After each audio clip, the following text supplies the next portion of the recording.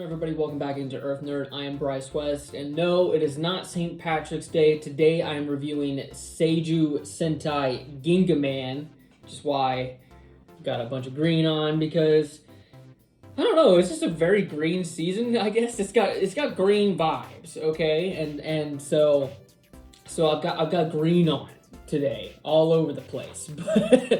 But yeah, today we're going to be reviewing Seijuu Sentai Gingaman, the 22nd season of Super Sentai. It is a Super Sentai season that gave us Power Rangers Lost Galaxy here in the United States, which is a pretty popular season of Power Rangers over here. So I have finally checked out the Super Sentai version. I watched this alongside a fellow YouTuber Blackwing2040 on his Twitch live streams. He live streams his watch throughs of most of the Super Sentai seasons, and then uploads his reviews to his YouTube channel as well. So definitely be sure to check him out as well. He's pretty close to 1,000 subs. We're trying to get him to 1,000 subs by the end of the year. So let's get it done. His link is going to be in the description. But yeah, so Gingaman is a pretty interesting season. This is definitely going to be a very bipolar review, because there's a lot of things that I like about the show, and there's going to be a lot of things that I don't like about the show. So let's get into it with Ryoma,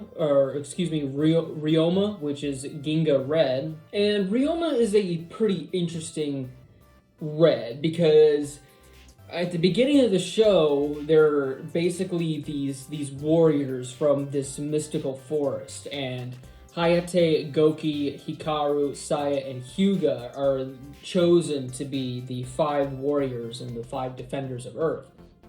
Ryoma is not on that list because Hyuga, who is his brother, actually falls into a crevice at some point whenever the forest is being attacked, and is presumed deceased, and Ryoma picks up his sword and takes his place on the team. And so, with that being said, we do get a very interesting dynamic with Ryoma, because it's not very often that we see a Red Ranger who is so unconfident with themselves, and it is really nice to see Ryoma go through an arc throughout the show as he gains confidence in him as not just a leader, but as a warrior. And so we do get a lot of interesting stuff with him at times, and then there are other times where it almost feels like he just falls into the background. I'm probably going to get a lot of hate for this, but he kind of feels like Rio from Die Ranger, where whenever they're on screen and they're getting attention and they're getting focus episodes, great, especially in Rio's case from Die Ranger. But it's also, true with, I think, both of those characters. When they're not the focus, they're just completely off in the background with everyone else, and you don't really see them lead as much if they're not the focus of the episode. Usually that goes to the focus character. And typically, of course, focus episodes are important, and I get that, and I get why we have them, but I typically still do want the leader to be the leader and not the focus person to completely take up the forefront.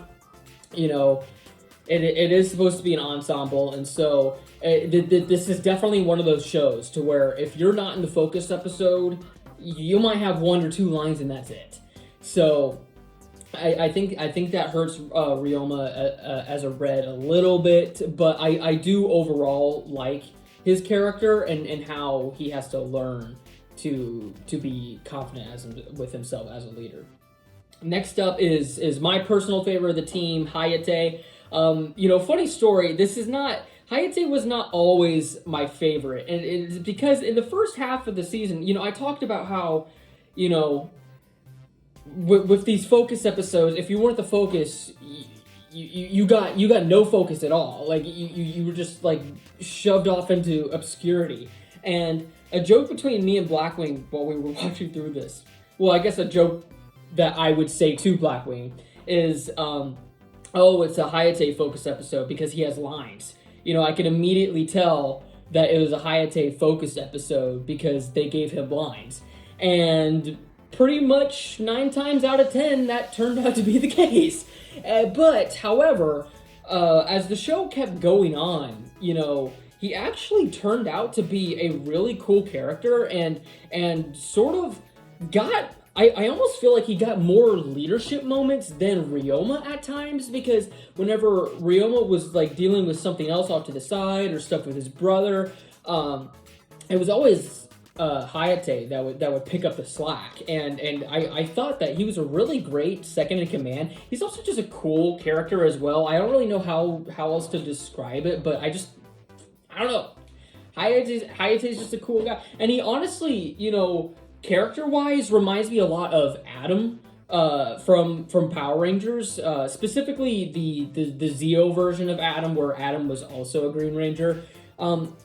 Because, you know, like I said, they're not the main characters of their show, but they just had similar vibes, and I love Adam as a character, and so that sort of connection I made in my brain made me personally enjoy Hayate a lot as well.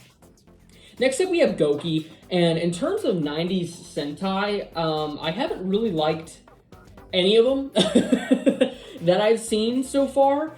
It's another kind of running joke between me and Blackwing that I just hate Blue Rangers, which isn't true, by the way, but in terms of the 90s ones, maybe it is true. But Goki's actually pretty fun. He around at the beginning, he started off kind of being my favorite just because of how much of a wholesome character he is. But then later on, it's just like, okay, well, he's not really getting that much focus anymore. One pretty fun storyline that happened with Goki though was he had this relationship with one. So they have an ally who's a kid, and he falls in love with his kid's teacher, and we'll talk about them both later. But I really liked the storyline between him and Suzuko. I thought that was fun whenever they did do that. And so yeah, Goki. I didn't love him as much by the end of the show as I did at the beginning of the show, but Goki's still a fun character.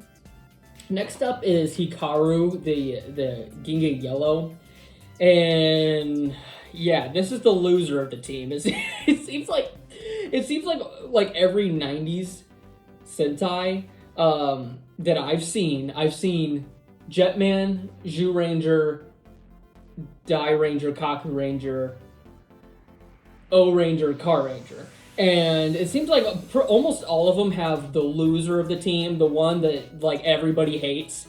And Hikaru is definitely that person, and it's because he is a loser. He is so annoying, and anytime that he has a focus episode or if he's on, like, I immediately tune out. Like, he didn't have, in my opinion, a single good focus episode. So no, I am definitely, I'm not a fan of Hikaru at all.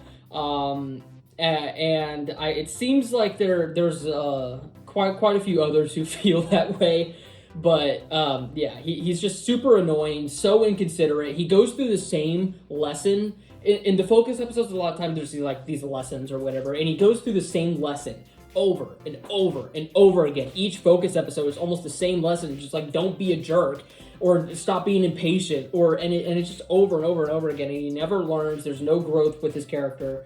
And yeah, Hikaru is such an exhausting character.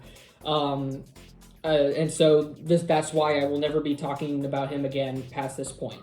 Next up is Saya, Ginga Pink. And man, they really should have done more with her.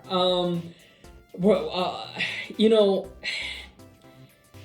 I just brought this up in my Ultraman Arc review, and I hate that I'm saying it again, but the way that they wrote her character, it was just basically she's just the girl of the team, and they didn't really give her much characteristic past that, which is such a shame. Because there was definitely opportunity there for her to be a cool character, especially with her relationship with Hyuga, that didn't really get explored that much. Blackwing somehow likes to say that there was never any sort of relationship between her and Hyuga.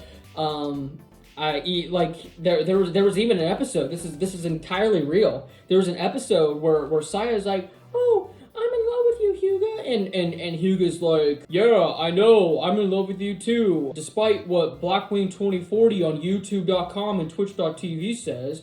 And that literally happened in the show, and he still was like, "I don't see it." But anyway, yeah, I so jokes aside, I personally felt that there was pretty strong teases, especially within the flashbacks of stuff between her and Hyuga that never really got picked up on. And I think it would have been cool if they did some stuff with that, and just overall, just like give her something to do. Like these tokusatsu shows are so bad with their female characters and just giving them nothing to do. And so really just anything more than what she got, I think would have been great for Saya, but so yeah, unfortunately, she's not one of my favorites, but she is another one to where whenever she did finally get something to do, or whenever she did finally get a focus episode, I did enjoy it for the most part. So, all right, moving on to the allies now. We got Mulk, who is a giant tree person. I like to call him Treedon, because he's basically a head in the wall, just like Zordon was in Mighty Morphin Power Rangers, and man, this guy's an absolute bum. Like this guy sucks as a mentor. Like he is not a good mentor at all. Like there's literally an episode where I think he was like going off on Ryoma about something, and then the other Gingamen were basically like, dude, you need to chill out. Like you were an awful person. You need to be. Yeah, you need to like apologize. And so that's not very often that you see something like that, where the Rangers are kind of going up against the mentor like that. And then he really just doesn't do anything of significance to help the team until the very end, whenever he sacrifices himself, but it means nothing because they just revive him 2 episodes later. We'll get into that later. Anyway, so yeah, definitely not a big fan of Mulk. Kind of like Hikaru, who just comes off as an absolute loser. And then we got Boku, who's just like fairy tree creature. Don't really have anything to say about this character. Doesn't really do anything. Cool design though, but don't really have anything to say. Then we have Yuta, who is the kid that I brought up before, that Goki is in love with his teacher. And in terms of kid characters in Toku and in Sentai, especially 90s Sentai, he's a good one. Especially 90s Sentai has this real knack of making the kid characters just absolute annoying brats, all of them. And they all act the same way, where they're all like yelling all the time, and it's like kids don't act that way, like kids are able to hold a normal conversation.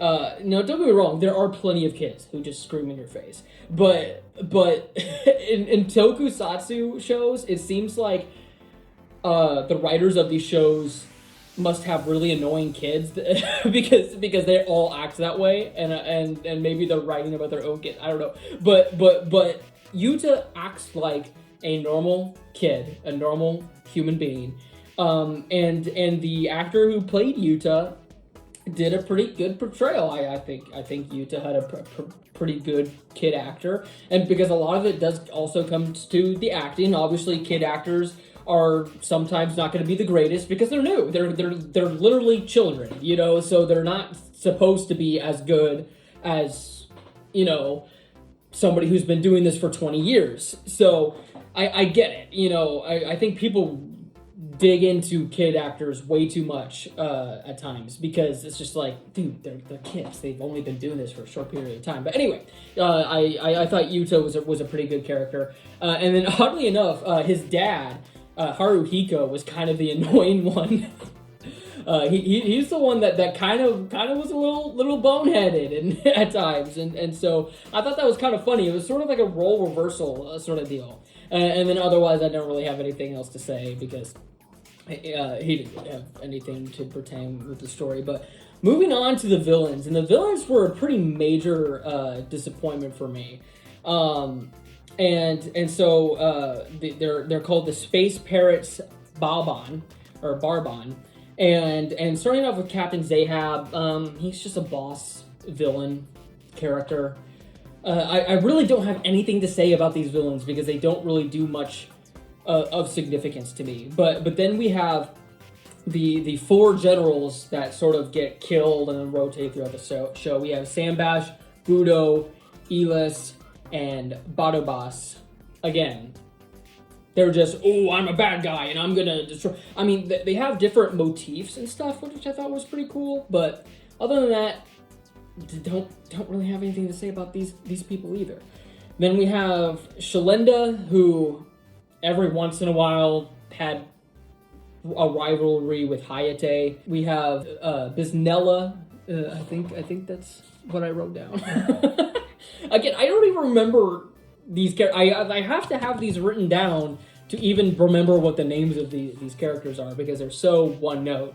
But he's the one that supplies the Giga Phoenix and Giga Rhinos to the Barbon before the Gingaman get a hold of them. And then we also have Bukrates. And I skipped over Hyuga, and that's because we kind of need to talk about Hyuga with Bukrates, because so it started off with Bull Black, and first of all, let me just say that this suit is probably the greatest Sentai suit that we've gotten so far.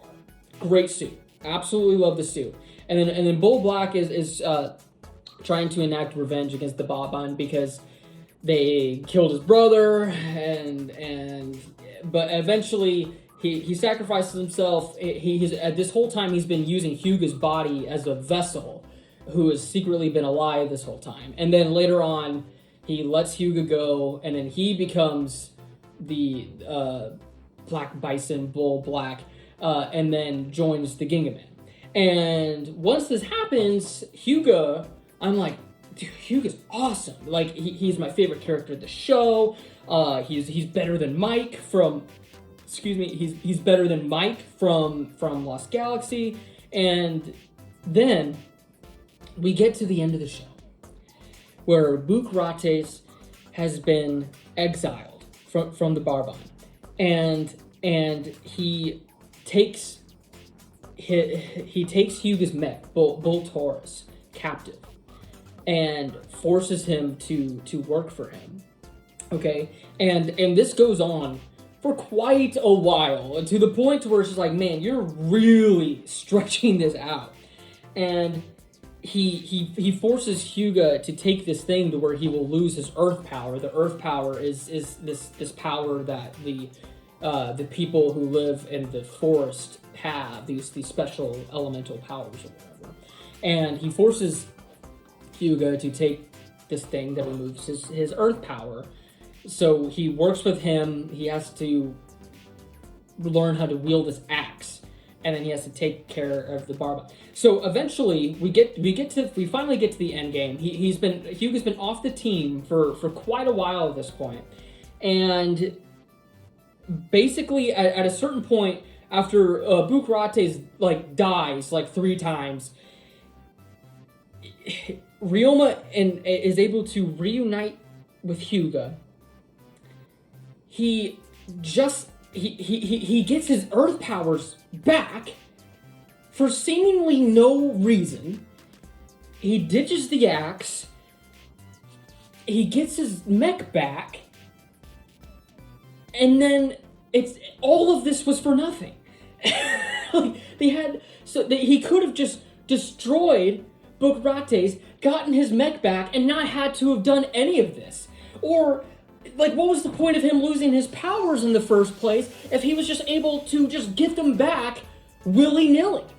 It made absolutely no sense. And this story, and what kills me is that the storyline just went on and on and on and on and led to absolutely zero consequences. He's just able to re-enter the forest anyway, and it's the same thing with Moke's sacrifice. He sacrifices himself, but literally 2 episodes later, they just revive him in the forest, so his sacrifice meant nothing. Like there's no consequences in this show. Like nothing happens for a reason and stays that way, and it was just so exhausting by the end of the show, especially with these storylines just going on and on and on. And it's like, again, one of those these toku shows that just force themselves to go on throughout the whole year. Oh, it has to be 50 episodes. It has to make it all this way, and you could just tell. It's like freaking Stretch Armstrong with this season. It just got so exhausting by the end of it. And what kills me is that I was really enjoying the season until we got to the very end. And then all of this stuff happens at the end, and I'm just like, oh my gosh, I cannot believe they just ruined this. And don't get me wrong, this ending doesn't make this a horrible season by any means, and this is definitely not by far the worst ending Super Sentai's have ever had. I'm looking at you, Die Ranger. But again, Die Ranger had a horrible ending, and it was still overall a decent show. But man, by the end of this season, I was just so defeated. I was just like, because like I was like, finally, like I'm enjoying a 90s Sentai again, because we got through Kaku Ranger, which, this is a hot take for a lot of people, but I wasn't really a big fan of Kaku Ranger. Then we got to O Ranger, and O Ranger was so awful. And then Car Ranger wasn't exactly what I was wanting either. And then I skipped Mega Ranger, which was obviously a mistake. and then we go to this. I'm like, okay, I'm digging this. And then we get to the end. I'm just like, oh, come on. But anyway, that'll conclude my rant there. Yeah, Hugo was a huge disappointment of a character, and I just ended up hating the guy by the end of it. And I love his actor, but oh my gosh, Anyway, Hugo's another one where if I can continue talking about him, I'm just gonna get angrier and angrier. So anyway, we're gonna move on to the suits now. Like I said before, Hugo's suit is probably the greatest Sentai suit we've gotten so far. In terms of Rangers or Ranger-like allies or extra hero or whatever you want to call him, I consider him to be the 6th Ranger of the team, because why wouldn't he be? He serves all of the purposes of a 6th Ranger, but anywho, the other 5 are definitely not the greatest. Obviously, people always like to make fun of the Charlie Brown stripes in the middle and stuff like that. The helmets are a little busy, and yeah, I'm definitely not a huge fan of these suits. I don't hate them, but they definitely are nowhere near my favorites. And in fact, they would probably be much closer to the bottom if I had to rank them all. And but in terms of the mechs, I do actually like the mechs. Gingayo, I think looks pretty cool. I like green being this sort of like phoenix or condor, or I forget exactly what type of bird it's supposed to be in the back. That kind of sticks up, and then they also like use it as like a blaster too. I thought that was pretty cool. Bull Taurus looks pretty cool. Giga Rhino, Giga Phoenix are pretty neat. I actually somehow forgot that they existed. It's been a while since I've seen Lost Galaxy, but I completely forgot they existed, and they show up. I'm like, where did these come from? But and then there's also Giga Bitus, which is like a carrier mech essentially, which based off of like a shark or a dolphin, and I thought that was pretty cool looking as well. But yeah, that pretty much concludes all that. And overall, like I said before, I don't want to get into it again because I just don't want to get frustrated all over again. But I really wanted to enjoy this season, and I really was until we got to the very end, and I've already said my piece on the very end, so I'm not going to talk about it any further. And then so I would probably have to rate this like a 6 out of 10. As unfortunate as it is, you know, they just really stretched it out for way too much at the end. I just was not able to get behind it, and the character assassination of Hyuga was crazy too. And then we also had Gingaman versus Mega Ranger, and like I said, I skipped Mega Ranger. I just didn't have time to watch it whenever Blackwing was watching it on his streams. I will definitely be returning back to it here soon. It's on my list within the next few seasons that I'm gonna watch. But I thought it was okay. I didn't like how they just once again like, oh, we're just gonna revive all the villains because like Gingaman has no consequences, like I said before. And so I was pretty freaking annoyed by that, because I was pretty freaking annoyed by them doing that in the show. And so whenever they did it in the movie, I still wasn't very pleased. And I also watched it right after we finished the show. And so I was also just still so upset by how the show ended that I don't think that I was able to properly gauge or rate this movie, because I was so frustrated. So once I watched Mega Man finally, I will go back and reevaluate this film, because I don't feel like I would probably give it a fair rating after just having watched Gingaman. So, but anyway, those are my thoughts on Seijuu Sentai Gingaman. Let me know in the comments below what you thought. Did you like it more than me? Did you have some of the same issues that I had? Be sure to let me know. And then also stay tuned to the channel. We've got our reviews for Ultraman Arc, Boom Boonger, Kamen Rider Gabu coming out this weekend. So definitely stay tuned for that and more. Thank you all so much for watching. Take care.